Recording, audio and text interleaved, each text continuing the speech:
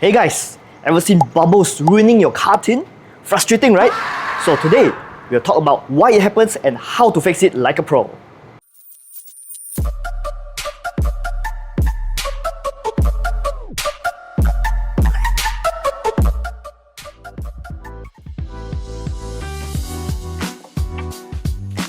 Let's start with the most common cause, improper installation. If the air isn't fully pushed out during installation or if there's dust inside, guaranteed there will be bubbles.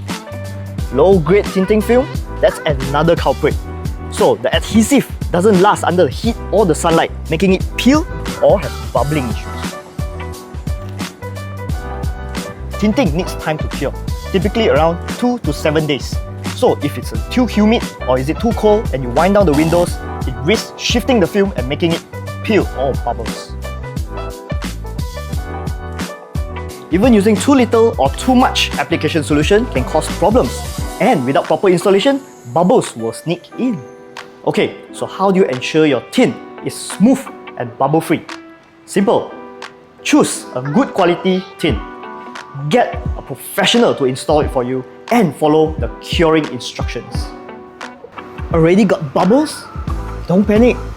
Small bubbles may disappear after the curing period, but if they persist, call your installer, make an appointment with them and get them to fix it for you.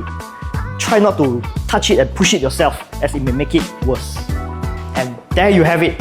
Now you know why tint bubbles appear and how to prevent it. So if you find this video helpful, be sure to like, subscribe and follow us for more car care tips.